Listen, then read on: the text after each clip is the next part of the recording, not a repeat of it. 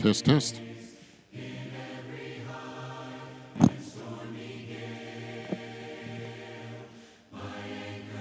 Good morning, everyone. Glad you're here.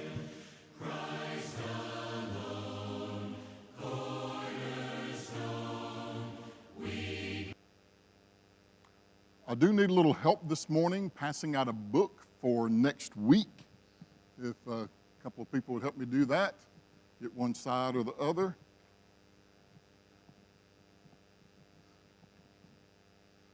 There we go. There we go. Okay.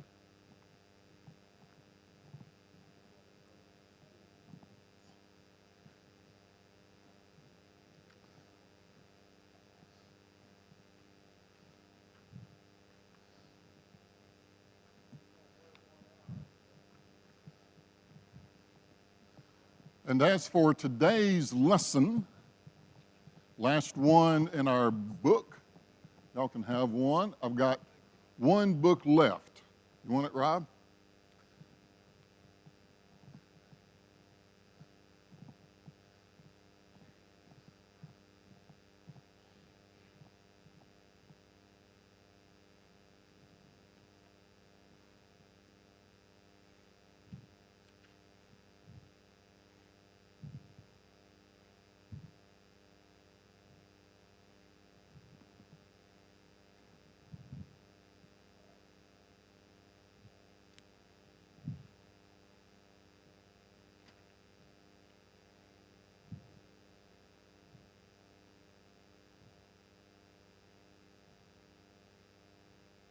And let's turn in our hymnals to number 678. 678.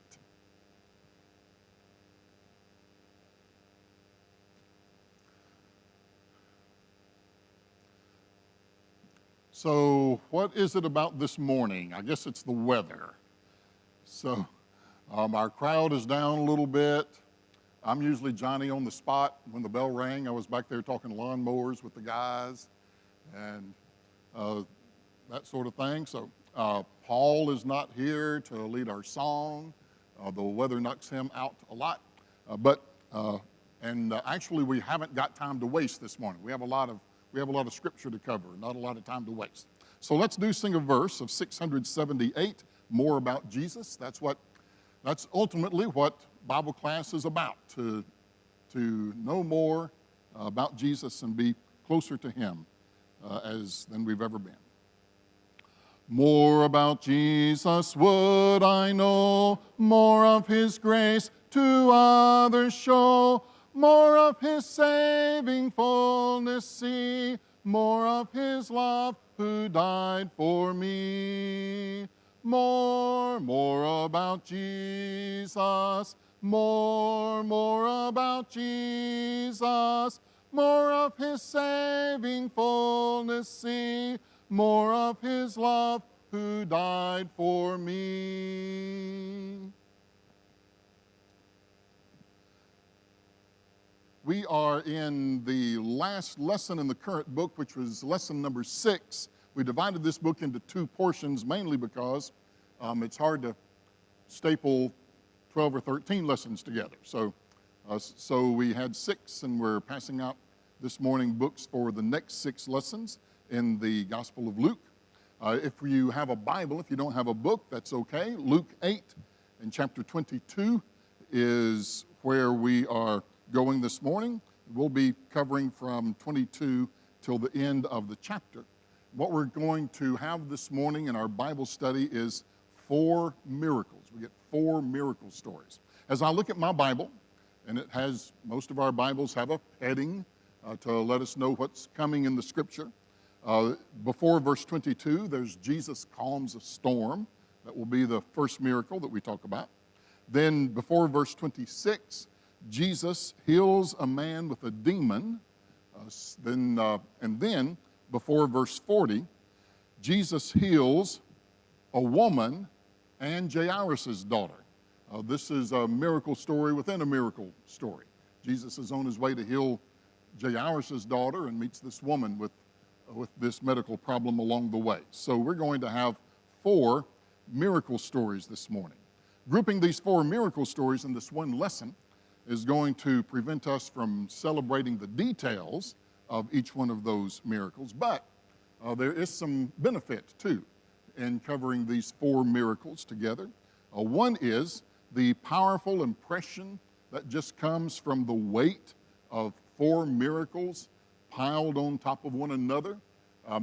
Matthew loved to do that with his accounts about Jesus. As we often say in this class, Matthew liked to group things. So if he told one parable, he was going to tell 7. If he was going to tell about a teaching of Jesus, he's going to give you 3 chapters on the Sermon on the Mount.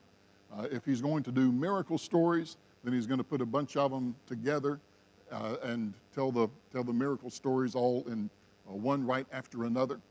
And here in Luke, where we have these 4 miracles together, we've already looked at a lot of miracles, but these 4 right on top of another just give us this weight of evidence about the identity of Jesus, his power, his compassion, and his grace. These 4 miracles, as we cover these 4 today, allow us to take in the diversity and the span of the realms of authority under the submission of Jesus.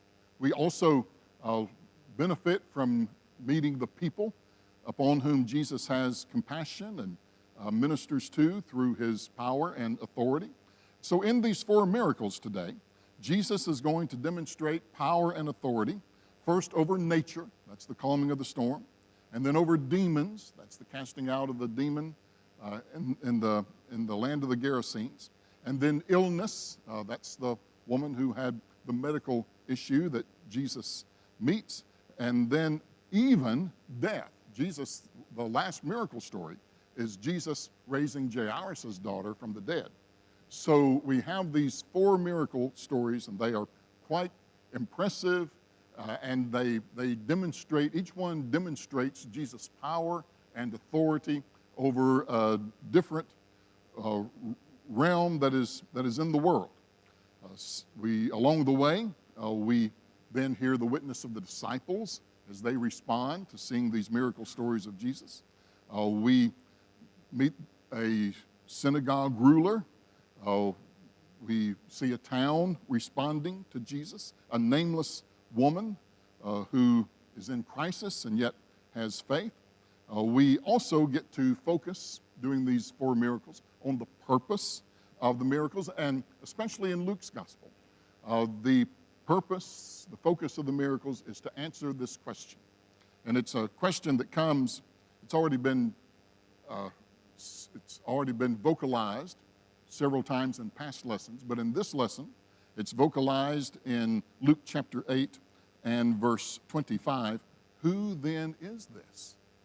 With these miracles that are being performed, when the wind and storms obey the word of Jesus, when demons, against their own will, have to obey Jesus and do what he says, when illness has to disappear, when even death is overcome, and someone is brought back to life. Who is this that has such power and authority in each one of these realms of the cosmos?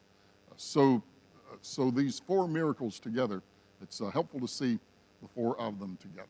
So let's begin with the storm miracle. We'll read Luke chapter 8 and verses 22 through 25. One day, Jesus got into a boat with his disciples, and he said to them, "Let us go across to the other side of the lake."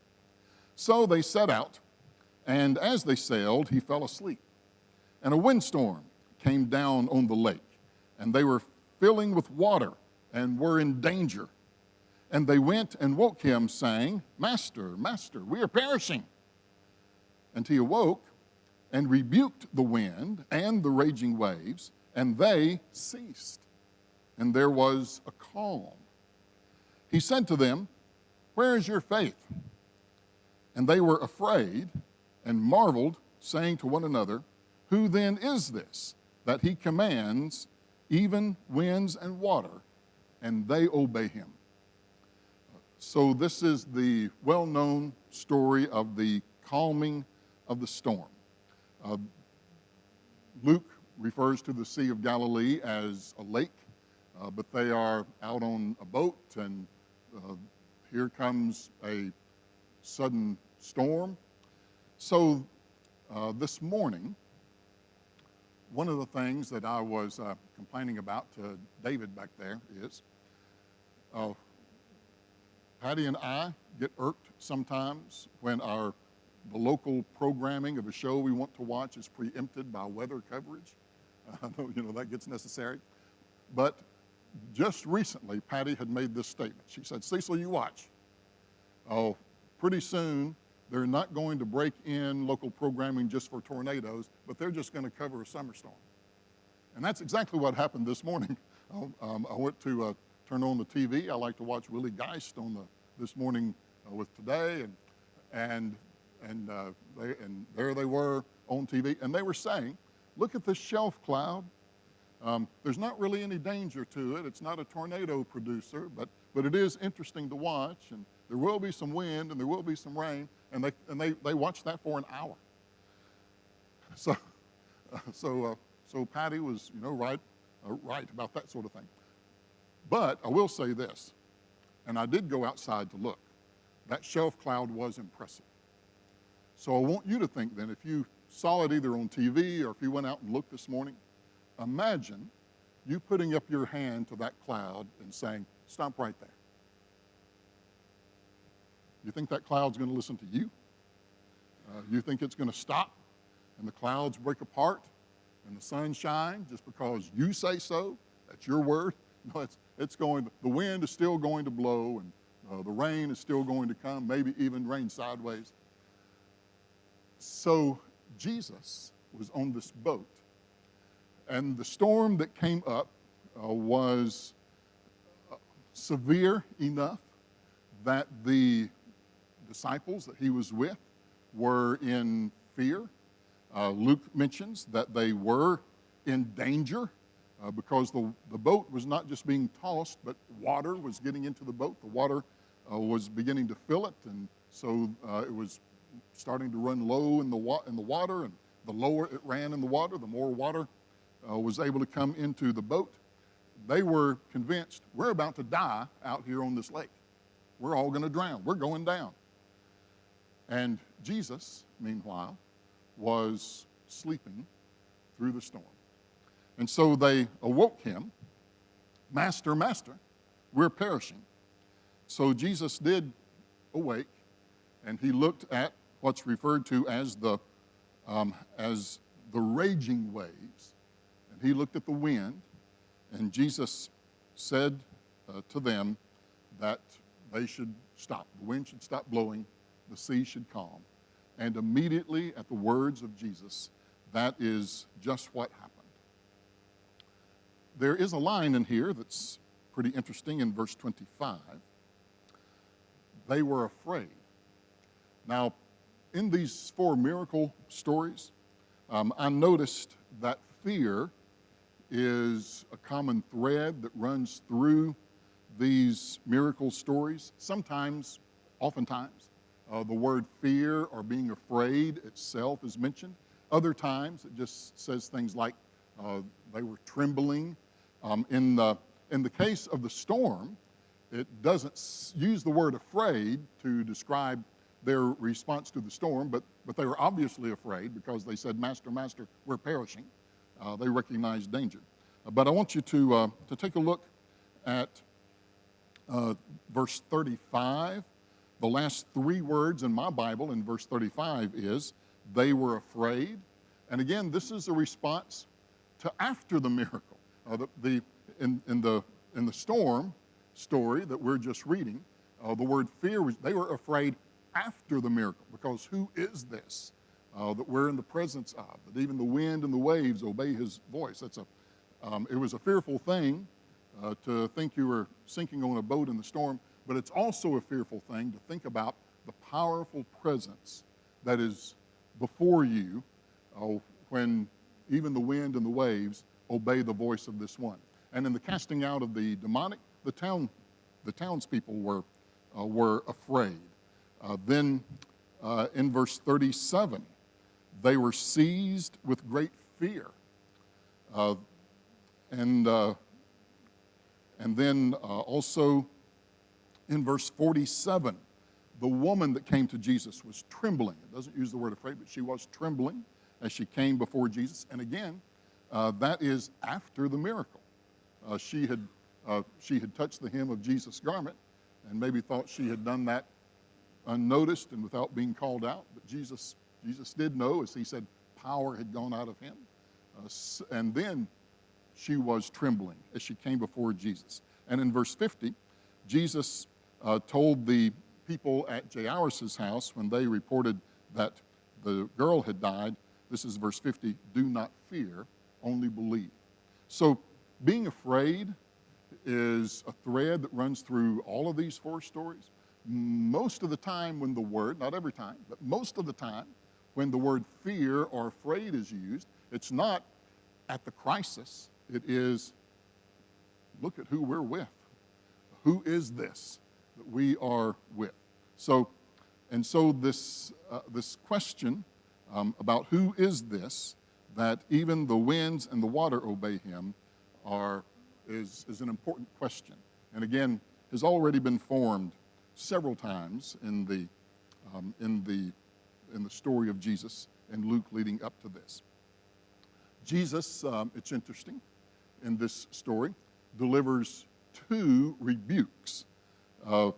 They are in relation to the storm. He did rebuke the wind and the waves. That's in verse 24. He rebuked the wind and the waging waves, and they ceased. But then also, then he said in verse 25, he said to his disciples, where is your faith? You know, I always wonder when Jesus says something, what the tone of his voice might have been, what his posture, what his body language might have been saying, what his face looked like. Because I could imagine, it doesn't have to be this way, but I can imagine that Jesus asked this question almost with a bemused look on his face. These people were on a boat in a storm that was being overcome with water, and they were sinking. They were in danger. Luke says they were in danger. And if you'll remember the line from the movie, grave danger? Well, is there any other kind? So grave danger. And so Jesus says, where is your faith? Or as it's put in some case, why are you afraid? There was a crisis. But Jesus wants to remind us that faith is the solution to fear. And when we are in crisis, we are tempted to go the route of fear and let that fear overwhelm us and overcome us. So Jesus wants to remind us that there is reason to respond to crisis with faith, and so not to be knocked off track, and not to lose hope. So then, here was the story of the calming of the storm, and it's quite an impressive one. The disciples are asking the question, who then is this? You know, they had called him Master, Master. They were putting themselves under the submission of Jesus. They would say that it was their mission in life to be obedient to Jesus, and so they called him Master, Master. But then when they see that even the wind and the waves obey him, that Jesus is the master of the natural elements, and not just them who can, by their free will, put themselves under submission of Jesus, but the wind and the waves have to obey Jesus. So who is this that he commands even winds and water, and they obey him? So they had just gone through that experience and sailed on to the land of the Gerasenes, which is opposite Galilee. So Galilee is on the Jewish side. the land of the Gerasenes, in some places reported as Gadarenes, is on the other side, and that's kind of outside Jewish territory. A lot of Jewish people live over there, but they are kind of far away. Just sometimes a river makes a big separation in a place. So there's Little Rock, but we're in North Little Rock. So over there, they're separated not by just a river, but by this body of water, Sea of Galilee, and the Jordan River. And so the Jewish people that are over there don't have some of the same religious pulls that those on the proper side of the River Jordan do. And then besides that, there is a Hellenistic influence over there, Greek, a non-Jewish influence that's there. So Jesus goes over in that area to visit. And immediately as he steps on land, here's the greeting that he gets. It is a man who has demons. A couple of reports about him. For a long time, he had worn no clothes. That seems to be one of the elements that we often see in mental illness. For whatever reason, people take off their clothes. And that's what this man was doing. But then also, it's mentioned that he had lived not in a house, but among the tombs. I want us to think about how we might imagine that for a moment. At a fairly recent preachers' meeting that Levy staff tries to patronize the local preachers' meetings that we have around. This one was hosted by Sylvan Hills recently, and they had Dr. Del Miner at one time of Harding University there, and he's an archaeologist. And he addressed this particular passage and some of the things that were going on because he's among the tombs.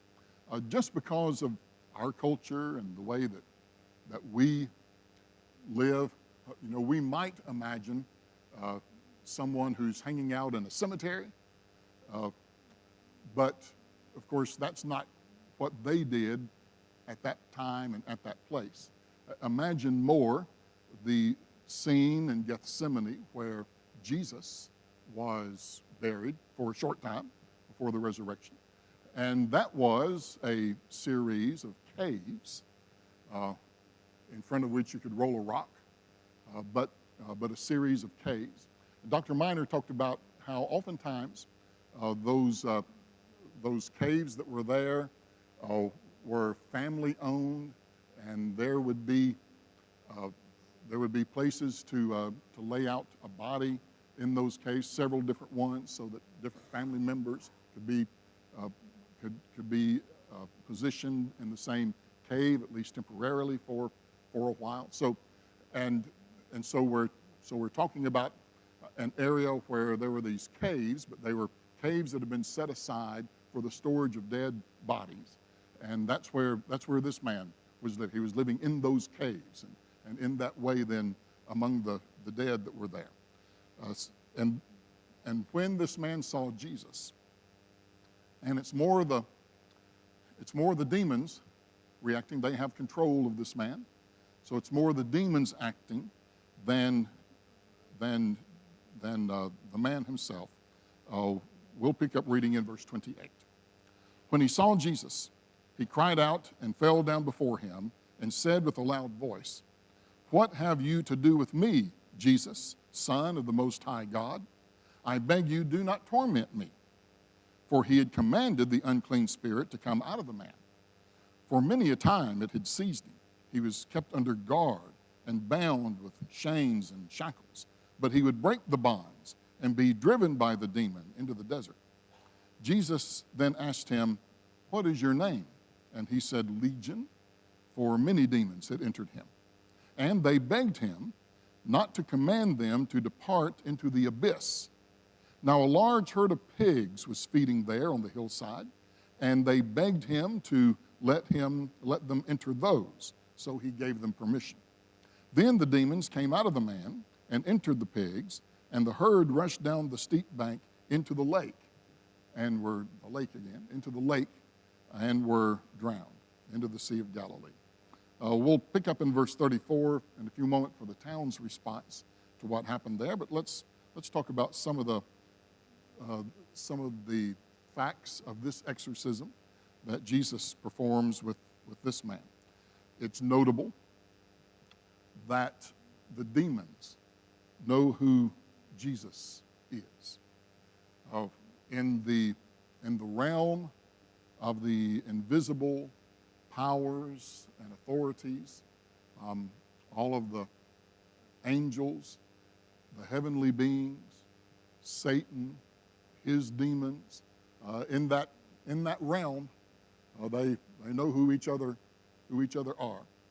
And these demons recognize that the one who has landed on the shore of the place where they've inhabited a man is, in fact, as they identify him, as Jesus, Son of the Most High God. So they recognize who Jesus is. The disciples were answering the question, who is this?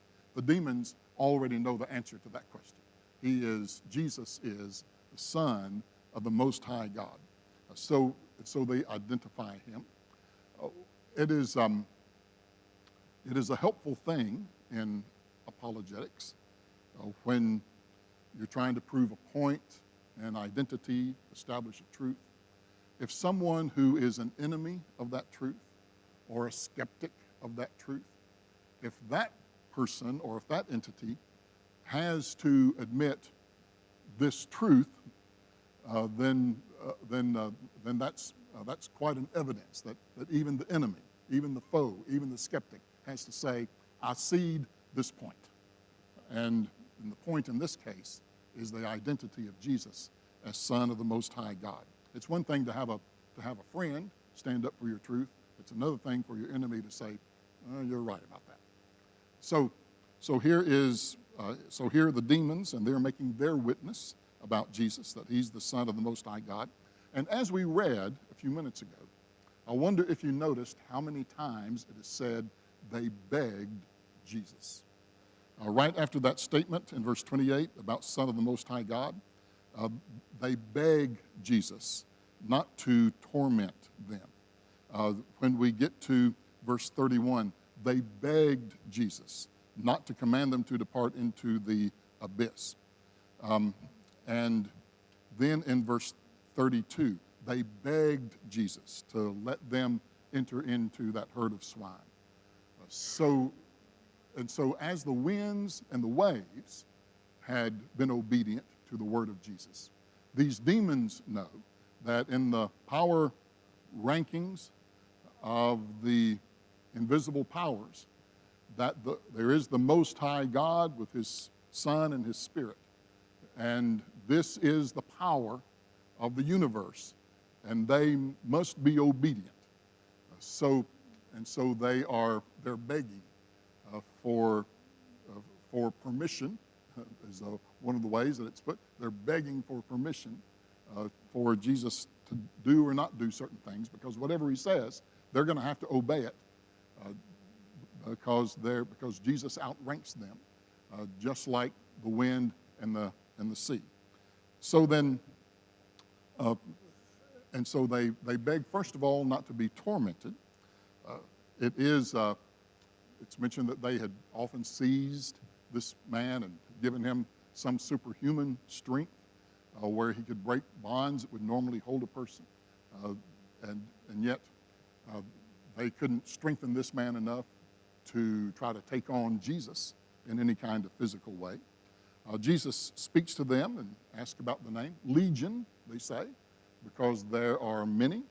Just in the last week or two, we were noticing, it was in the first 3 verses of Luke chapter 8, the women that followed Jesus. One of those was Mary Magdalene, of whom it was said Jesus had cast 7 demons out of her.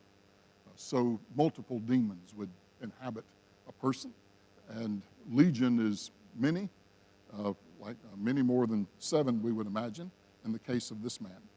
And they begged him not to command them to depart into the abyss. If you were to get out your commentary and look up and see what that's talking about what is the abyss. There would be quite a discussion there about just what is the abyss.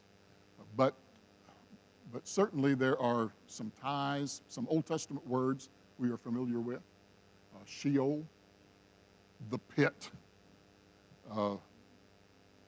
Then when you get into the New Testament words, Hades, Tartarus is one that we run across. I want us to look at 2 Peter chapter 2 and verse 4. 2 Peter.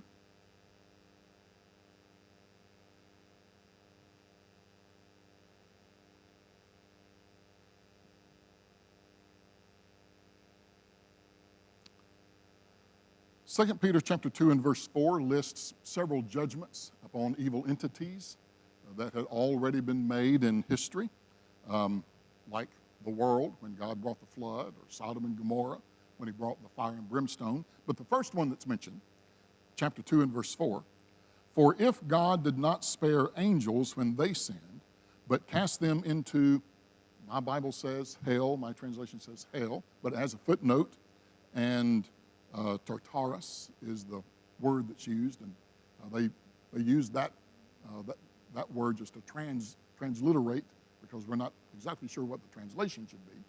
But he cast them into hell, and again, I think we're thinking, I like that word, the pit, that both the Old Testament and the book of Revelation talk about a good bit.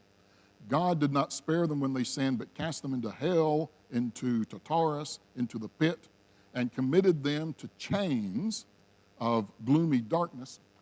It had just been said these demons had the man that they inhabited there in the land of the Gerasenes, they had put him in chains. The townspeople had put him in chains because of the demon possession. Well, the demons ought to be chained instead of him. So God committed them to chains of gloomy darkness to be kept until judgment. So I would imagine, what I associate is, when these demons in our story say to Jesus, we know who you are, Son of the Most High God. We know that you could torment us. We have to do whatever you say, and so we beg you for not the worst to happen. And the worst that they could imagine happening was being cast into the pit, into the abyss. So I would imagine that what they're asking is, don't send us to that place, wherever it might be, where we are chained in gloomy darkness for the rest of time to await judgment, but allow us, we like our freedom and being able to move around. If you order us out of this man, we'll get out of this man, but don't chain us up for until judgment yet in that place. So I think that's what they're asking. It also seems as though demons really looked for a host, someone or something to inhabit. If it was their job to torment and inhabit people, and that's what the devil had sent them out to do, if that's what Satan had sent them out to do, then if they were just roaming around out there, Satan himself might send them off somewhere for not doing their job. So what they recognize is Jesus is about to cast us out of this man. We don't want to be left wandering with no host. It's not likely that he's going to let us inhabit some other person. So at least let us inhabit that herd of swine. And they begged Jesus, and Jesus allowed that. And then the swine ran off with them inhabiting the swine. The herd ran off the steep bank and into the lake, and they were drowned. We don't know what happened to the demons after that. But the point is that Luke is making, he's still answering the question, who is this? The winds and the rain obey him. Even the demons are subject to his command. And they know who he is, Jesus, Son of the Most High God. So to complete this little story, verse 34, when the herdsmen saw what had happened, they fled and told it in the city and in the country. Then people went out to see what had happened, and they came to Jesus and found the man from whom the demons had gone, sitting at the feet of Jesus, clothed and in his right mind. You know what I'm thinking about there? Jesus rebuked the wind and the waves on the sea, and then it was calm. Jesus met this man who was inhabited by a legion of demons, and he was often in convulsions, and he could not be tied down, and he ran naked among the tombs and was crazy until Jesus cast out the demons. Now he's calm. Just like the sea became calm, this man becomes calm. And in the same way, the next words are, at the end of verse 35, and they were afraid. Just like it's reported the disciples were afraid when they saw they were in the presence of someone who could command the wind and the sea. Now this community is afraid as they are in the presence of someone whom even the demons obey. And those who had seen it told them how the demon-possessed man had been healed. Then all the people of the surrounding country of the Gerasenes asked him to depart from them, for they were seized with great fear. Instead of embracing that wonderful power and authority of Jesus, they just feel uncomfortable and want Jesus to get out of sight and out of mind. And sadly, that's the case of many in the world who meet up with Jesus, and he could help, and he could bring healing, he could bring calm, but instead the response is, would you please get out of sight and out of mind? And so then, Jesus got back in the boat and returned. The man from whom the demons had gone begged that he might be with them, but Jesus sent him away, saying, return to your home and declare how much God has done for you. And so he went away, proclaiming throughout the whole city how much Jesus had done for him. That little report there has become a center of the preaching that Danny Dodd's been doing in the Devoted series. This person is a new devotee of Jesus Christ. And so what is he going to do? Jesus gives him his mission. Tell others, tell the people you know, the people that you're around, tell them what Jesus has done for you. And so there's our response as well to being a devotee of Jesus. Then here's the next story, and it is a miracle within a miracle. It goes like this, verse 40. Now when Jesus returned, that is when he got back to the other side of Galilee, of the Sea of Galilee, when Jesus returned, the crowd welcomed him, for they were all waiting for him. Jesus was still big news, as Luke has been documenting along the way. And there came a man named Jairus, who was a ruler of the synagogue. And falling at Jesus' feet, he implored him, that's another begging word, to come to his house, for he had an only daughter, about 12 years of age, and she was dying.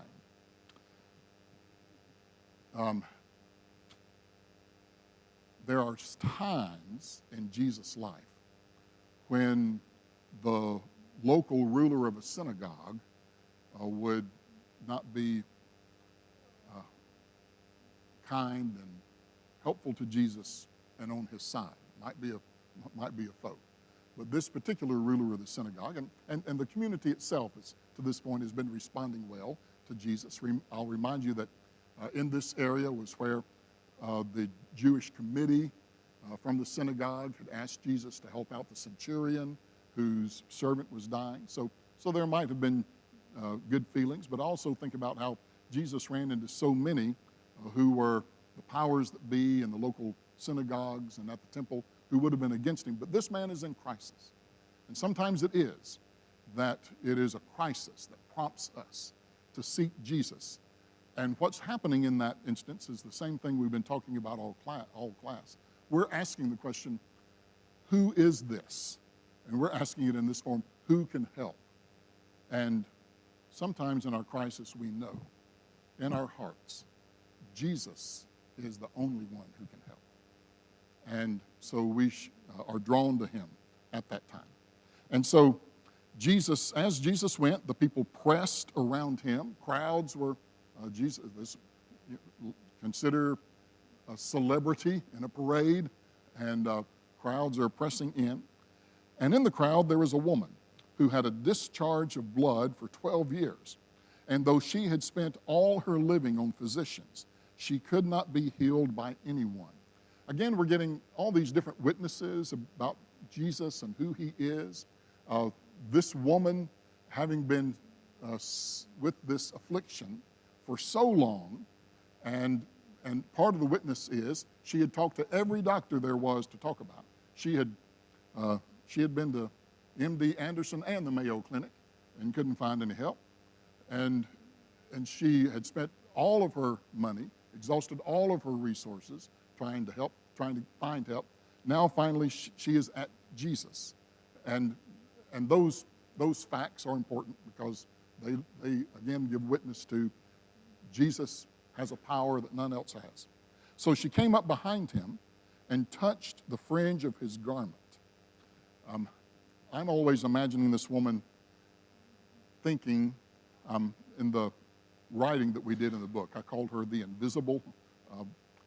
Sometimes we might think we're so invisible that we're not quite worthy to receive the blessing of the Lord, but if we could unnoticed just get close enough that something good might spill out on us. So I'm kind of thinking the woman is thinking in terms of her unworthiness. Jesus is with the important ruler of the synagogue, Jairus. She's nameless. She's invisible. But if she can just touch the hem of his garment, and she does, and she's healed, Jesus recognizes it, calls her forward to testify, to be a witness to the crowd, that again, as he says it in verse 46, power has gone out from me. And in verse 48, not only that, but daughter, your faith has made you well. Go in peace. A little interesting thing here. The disciples, in their fear, Jesus had asked them, they said, Master, wake up, we're perishing. In their fear, Jesus said to them, where is your faith? This woman, who didn't want to bother Jesus, but could she just get a little help by touching his clothing? She came in faith. She was drawn in faith. And her faith has made her well and could go in peace. And we've left just a couple of minutes for the most amazing thing. While he was still speaking, someone from the ruler's house came and said, your daughter is dead. Do not trouble the teacher anymore. It's something to think that they thought as long as she was dying, Jesus could do something. So why didn't they think Jesus could do something if she had died? If he could do the other, if he could bring a healing, but they just see death as an end point, as a separation. No one can help. Now we're past time, past a place of help. So don't trouble the teacher anymore. But Jesus, on hearing this, answered him, do not fear. Everybody had been reading a lot of, they were afraid. This time Jesus says, do not fear, only believe, and she will be well. And when he came to the house, he allowed no one to enter with him except Peter and John and James. We just had them on the Mount of Transfiguration with him, and the father and mother of the child. And all were weeping and mourning for her. But he said, do not weep, for she's not dead, but sleeping. And they laughed at him, knowing that she was dead. But taking her by the hand, he called, saying, child, arise. And her spirit returned. That's an interesting thing about the spirit leaves the body when you die. Her spirit returned. And she got up at once. And he directed that something should be given her to eat. That's always a sign of life and physicality. And her parents were amazed. But he charged them to tell no one what had happened. Again, one of those secrets. Jesus sometimes says that when something amazing has occurred, that the word of it might cause more chaos than is desirable. And so then, in relating these miracles reported by Luke, the Spirit is answering the question already posed and repeated frequently in Luke's text. Are you the one who is to come, or should we look for another? He is the one, and there is no other to look for. And then the question, who then is this? And even the demons know and speak. You are the Son of the Most High God.